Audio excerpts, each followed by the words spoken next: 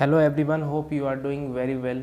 Corona के इस period में उम्मीद करता हूँ कि आप लोग सभी सुरक्षित होंगे, अपना ख्याल रख रहे होंगे और अच्छे से आप स्टडी भी कर रहे होंगे। एनसीईआरटी के इस सीरीज़ का शुरुआत करता हूँ। इसमें जो ज्योग्राफी सब्जेक्ट का क्लास 7th का एनसीईआरटी का फर्स्ट लेसन है पर्यावरण, उसके बारे में हम लोग डिस्कस करते हैं। तो जैसा कि आप देख पा रहे होंगे, पर्यावरण एनसीईआरटी को अगर अच्छे से समझना हो, एनसीईआरटी में क्या है कि ऐसी सारी चीज़ों को व्याख्या किया गया है जो एग्ज़ाम के पॉइंट ऑफ व्यू से प्रत्यक्ष या अप्रत्यक्ष रूप से कहीं ना कहीं रिलेटेड है। ठीक है, एनसीईआरटी का हर एक सेंटेंस अपने आप में एक नोट से बेहतर है और इसको समझने की आवश्यकता है। तो देखिए, पर्यावरण में कहा जा रहा है कि लंबी छुट्टियों के बाद जब रवि स्कूल जा रहा था तो उसने देखा कि उसके स्कूल के निकट का जो खेल का मैदान है, उसमें जो पहले मैदान था जहाँ वो खेला करता था, वहाँ पे अभी खुदाई का काम चल रहा है और वहीं पे जो है खुदाई का काम चल रहा है, इमारत बन रहा है और जहाँ पे कभी मुलायम घास, गेंदे के फूल, तितलियाँ, विशाल मैदान हुआ करता था, वो सब नष्ट हो चुके हैं। इसको देखकर उसके आंखों से आंसू छलकने लगता है और अपने सहपाठियों को वो ये सारा चीज़ डिस्कशन करता है और अपने प्राचार्य को भी वो उदासी वाले क्षण से ये क्वेश्चन करता है कि ये ऐसा क्यों हो रहा है। ठीक है, कक्षा में पहुंचकर रवि ने अपने शिक्षक से पूछा कि पर्यावरण क्या है, क्योंकि उसके प्रधानाचार्य ने उन्हें कहा कि देखो कैसे हमारा पर्यावरण बदल रहा है। प्राचार्य भी इसको देख के उदास हैं और वो समझ रहे हैं कि कहीं ना कहीं पर्यावरण का ह्रास हो रहा है। तो रवि जब अपने शिक्षक से पूछता है कि पर्यावरण क्या है, शिक्षक उन्हें कहते हैं कि आपके आसपास जो भी चीज़ है वो पर्यावरण है। ठीक है, आपके आसपास, आपके इर्द गिर्द जो भी है वो पर्यावरण है। इस पर रवि कहता है कि इसका अर्थ है कि हमारा स्कूल का भवन, मेज, कक्षा में रखी कुर्सियाँ, यहाँ तक कि खुला मैदान, कूड़ा करकट, मेरे दोस्त, ये सभी क्या पर्यावरण के अंग हैं। रवि आश्चर्यचकित होकर ये क्वेश्चन करता है कि क्या आसपास के स्कूल के मैदान, कुर्सी, हमारे दोस्त, कूड़ा करकट, क्या सभी मैदान हैं, सभी पर्यावरण है। तो इस पे शिक्षक कहते हैं कि हाँ बिल्कुल, ये जो है पर्यावरण है, क्योंकि पर्यावरण का परिभाषा ही है कि जो आपके चारों ओर है, आपके चारों ओर जो भी चीज़ें वो पर्यावरण, चाहे वो नदी हो, तालाब हो, झरने हो, पहाड़ हो, पर्वत हो, जो भी आपके चारों ओर है, सभी वो कहीं ना कहीं पर्यावरण है। सड़क, कार, कपड़े, इवन आपके घर का सारा सामान पर्यावरण है। ये सारी बातों को रवि समझता है। अब दो छात्र मिलकर इसमें कह रहा है कार्य कीजिए और अपने निकट सहपाठी के साथ मिलकर प्राकृतिक एवं मानव निर्मित वस्तुओं की सूची बनाएं।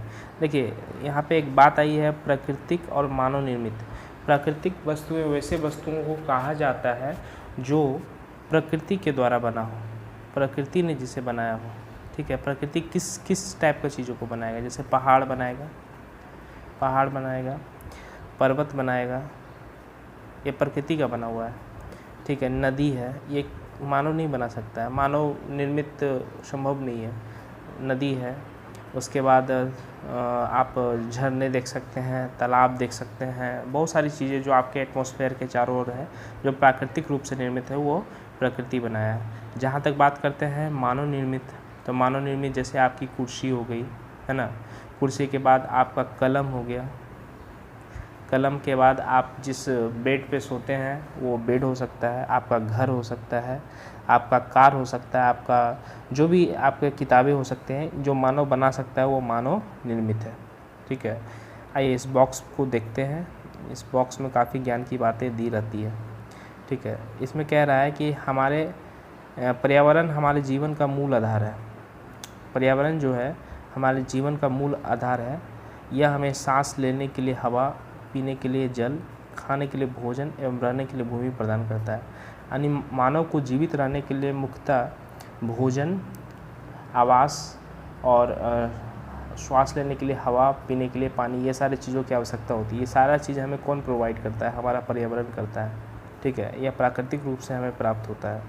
मानव इस प्राकृतिक पर्यावरण में कैसे परिवर्तित करता है, कार का धुआं वायु को प्रदूषित करता है। जहाँ तक बात करते हैं मानव इसका प्राकृतिक से जो भी चीज़ें मिलती है, जो हमें संसाधन मिलती है, उसका शोषण करता है, उससे दोहन करता है।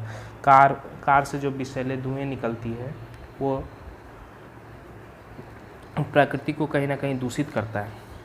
और भोजन को बर्तन में परोसे जाने से जो धुएं वगैरह है वो कहीं ना कहीं पानी को पात्र में एकत्रित किया जाता है। पानी जो पीते हैं हम लोग उसको पात्र में एकत्रित किया जाता है पीने के लिए, क्योंकि आप झरना से डायरेक्ट पीने के बाद आपका प्यास जो आपको तृप्त होने के लिए एक तरीके की आवश्यकता होती है। जैसे हम ग्लास में पानी पीते हैं उससे हमें संतुष्टि होती है।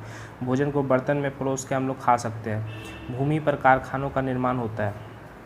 मानव कार, मिल, कारखाने एवं बर्तन आदि का निर्माण करता है। ये सारा चीज़ें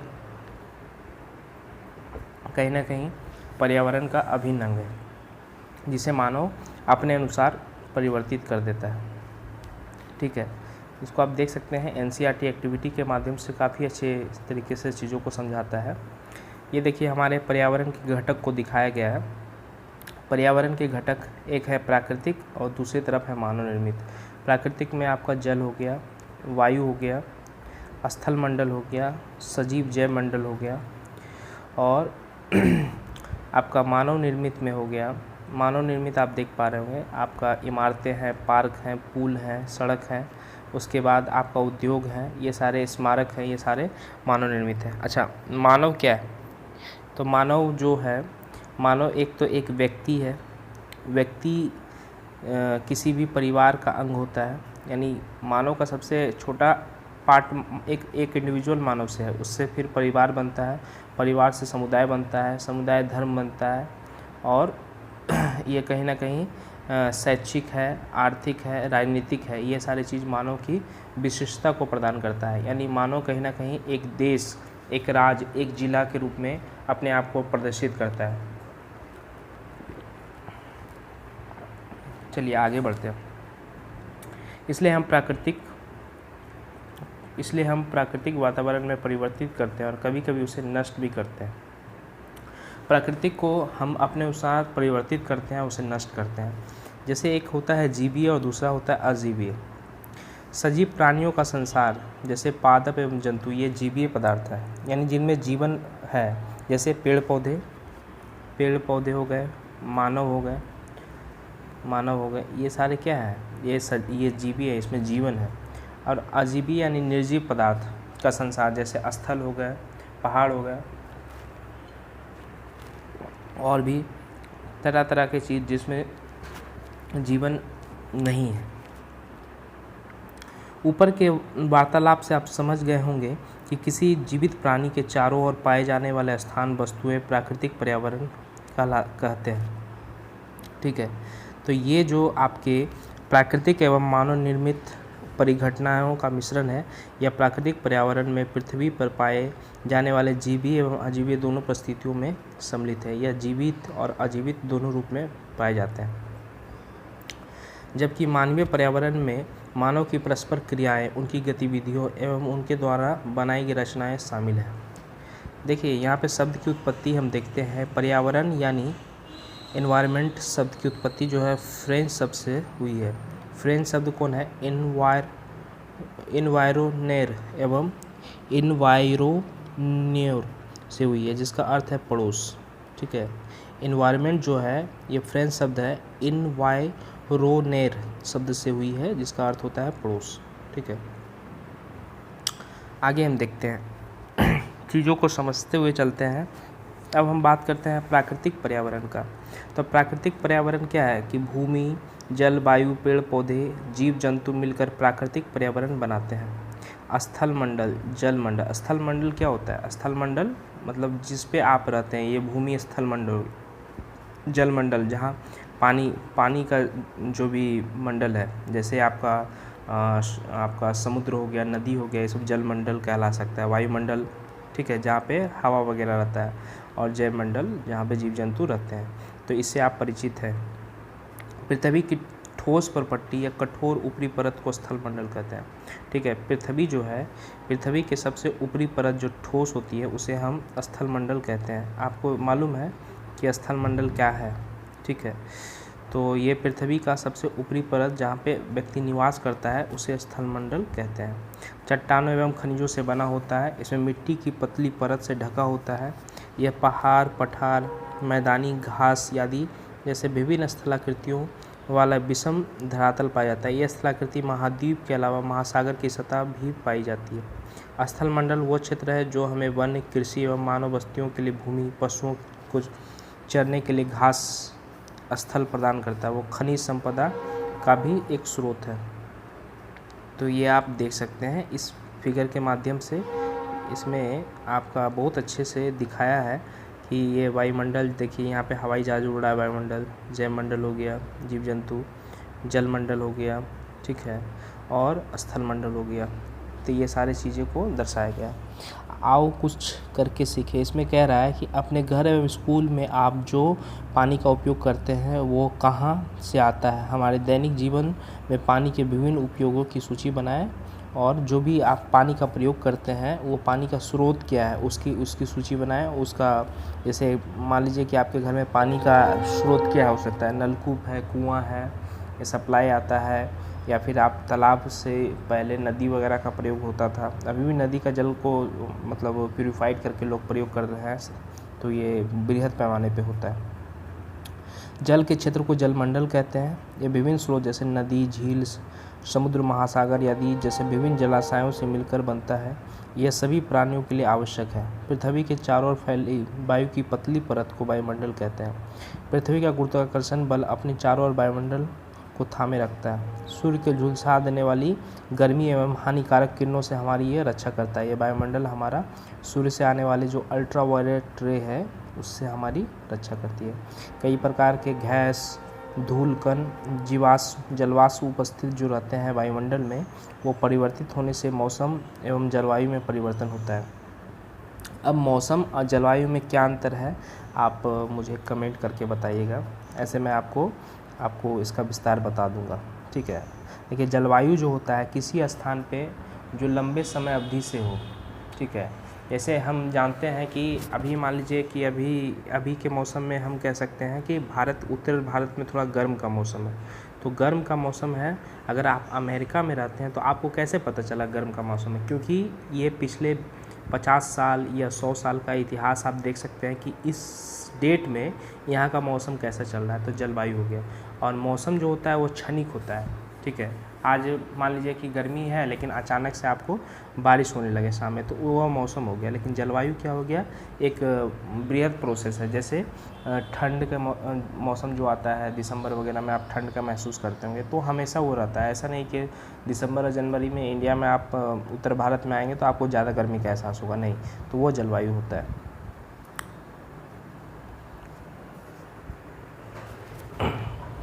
आगे हम बढ़ते हैं। पादप एवं जीव जंतु मिलकर जैवमंडल या सजीव संसार का निर्माण करते हैं। ये पृथ्वी जो है, पृथ्वी का वो संकीर्ण क्षेत्र है जहाँ स्थल, जल, वायु मिलकर जीवन को संभव बनाते हैं। परितंत्र क्या है? देखिए, इसमें कह रहा है कि रवि की कक्षा के एक एनसीसी कैंप में जेसी ने आश्चर्य से कहा है कि कितनी मूसलाधार वर्षा हो रही है। उससे मुझे अपना केरल याद आ रहा है। तुम सबको आकर देखना चाहिए कैसे हरे भरे खेत, नारियल के बागान और लगातार बारिश होती रहती है।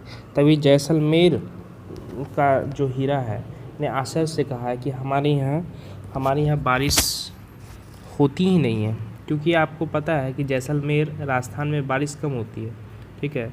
और दूसरी तरफ केरल वगैरह पे आपको काफ़ी ज़्यादा बारिश का सामना करना पड़ता है। लेकिन रवि ने कहा लेकिन वहाँ ऊँट भी तो मिलते हैं। ये सारी चीज़ें देखने की बात। देखिए, एनसीईआरटी कितने अच्छे से लिखता है, सारी चीज़ों को समझा भी देता है। आओ कुछ करके सीखे। इसमें कह रहा है कि कहानी के बच्चों की तरह आप भी अपने पर्यावरणीय स्थल का चित्र या फोटो से आप समझिए। देखिए इसको आप बायोडाइवर्सिटी जैव विविधता से समझ सकते हैं। देखिए अलग अलग प्राणी निवास कर रहे हैं, पेड़ पौधे हैं, जीव जंतु हैं, पक्षी हैं, सभी यहाँ निवास कर रहे हैं। ये जैव विविधता ही हमारे मानव जगत के लिए काफ़ी कल्याणकारी होता है। लेकिन मानव अपने क्षणिक फायदे के लिए जैव विविधता का ह्रास करते जा रहा है, संसाधनों का नाश करते जा रहा है, जिससे क्या हो रहा है, तरह तरह की बीमारियाँ उत्पन्न हो रही है, टेम्परेचर, ग्लोबल वार्मिंग का प्रकोप बढ़ रहा है। तो ये सारी चीज़ें हमारे समाज को कहीं ना कहीं प्रदूषित करते जा रही है, तो इससे हमें बचना होगा। हीरा कहता है कि ऊँट तो मिलेंगे जब तुम रेगिस्तान आओगे, रेगिस्तान जब जाओगे तो तुम्हें ऊँट, सांप, छिपकली और अनेक कीट भी देखने को मिलेंगे, क्योंकि रेगिस्तान में ये सारी चीज़ काफ़ी ज़्यादा मात्रा में पाए जाते हैं। रवि हैरत में पड़ गया। विभिन्न स्थानों पर पाए जाने वाले जीव जंतु, वनस्पति एवं लोगों के रहन सहन के तरीके भिन्न क्यों हैं? क्या सभी एक दूसरे के साथ संबंध है? यानी हर जगह का जो तरीका है रहने का वो अलग हो सकता है। जहाँ पे ज़्यादा बारिश होती है वहाँ पे घास वगैरह ज़्यादा पाया जाएगा, जहाँ बारिश कम होती है वहाँ पे क्या है, वहाँ पे आपको रेगिस्तान ज़्यादा पाया जाएगा। तो हर जगह चीज़ें अलग अलग हो सकती है। ये हमारे वातावरण और हमारे जलवायु पे डिपेंड करता है। देखिए अब एक इम्पॉर्टेंट यहाँ पे आपके एग्ज़ाम के पॉइंट ऑफ व्यू से निकल के आया, 5 जून को विश्व पर्यावरण दिवस मनाया जाता है। 5 जून याद रखिएगा, 5 जून विश्व पर्यावरण दिवस मनाया जाता है। ठीक है, भारत पर्यावरण दिवस नहीं, विश्व पर्यावरण दिवस, वर्ल्ड पर्यावरण यानी वर्ल्ड एनवायरनमेंट डेज 5 जून को मनाया जाता है। अब शिक्षक कहते हैं, शिक्षक ने बताया कि आप जो सोच रहे हो बिल्कुल सही है। सभी पेड़ पौधे, जीव जंतु एवं मानव अपने आसपास के पर्यावरण पर आश्रित होते हैं, प्राय वो एक दूसरे पर भी आश्रित होते हैं। जीवधारियों का आपसी एवं अपने आसपास के पर्यावरण के बीच संबंध ही परितंत्र का निर्माण करता है। अधिक वर्षा वाले वन, घास स्थल, रेगिस्तान, पर्वत, झील, नदी, महासागर एवं छोटे ताल भी एक परितंत्र हो सकते हैं। ठीक है, जहाँ बारिश ज़्यादा होता है और कम होता है तो ये सारा एक परितंत्र का पार्ट है, परितंत्र का हिस्सा है। ठीक है, परितंत्र का निर्माण करता है। घास स्थल अलग होते हैं, रेगिस्तान अलग होते हैं, पर्वत, झील सब वहाँ के पर्यावरण पे डिपेंड करता है और वो भी एक परितंत्र बनाता है। अब हम बात करते हैं मानवीय पर्यावरण का। देखिए मानवीय पर्यावरण, मानव अपने पर्यावरण के साथ पारस्परिक क्रिया करता है और उसमें अपनी आवश्यकताओं के अनुसार परिवर्तन करता है। प्रारंभिक मानव स्वयं को प्रकृति के अनुरूप बना लिया था।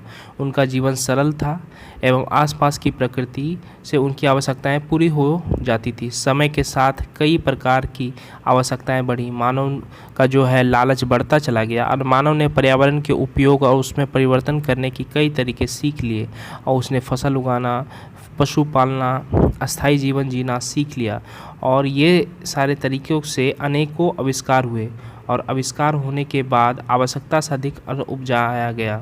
वस्तु विनिमय पद्धति का विकास हुआ, व्यापार आरंभ हुआ एवं वाणिज्य का विकास हुआ। औद्योगिक क्रांति से बड़े पैमाने पर उत्पादन प्रारंभ हो गया। परिवहन तेज गति से प्रारंभ हुए। सूचना क्रांति से पूरे विश्व में संचार सहज एवं द्रुत हो गई। क्या आप जानते हैं कि आप गर्मी में रसीला तरबूज एवं सर्दी में भुनी हुई मूंगफली खाना क्यों पसंद करते हैं? ये आप जानते हैं क्योंकि प्रकृति एवं मानवीय पर्यावरण के बीच सही संतुलन होना आवश्यक है। मानव को पर्यावरण के साथ समरसता से रहना एवं उसका उपयोग सही तरीके से करने की कला आनी चाहिए।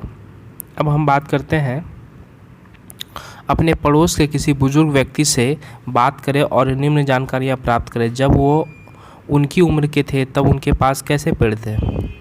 उस समय घर के अंदर खेलने वाले खेल क्या था? उस समय आजकल के बच्चे ज़्यादातर मोबाइल में अपना समय व्यतीत करते हैं, लेकिन पहले के बुज़ुर्ग अपने जीवन यापन के लिए अनेक तरह का खेल खेला करते थे जो उन्हें फिजिकली और मेंटली रूप से मजबूती प्रदान करता था। गर्मी एवं सर्दी का मौसम वो कैसे बिताते थे, ये सारी जानकारियाँ आप प्राप्त कर सकते हैं अपने आसपास बुज़ुर्ग से बात करके।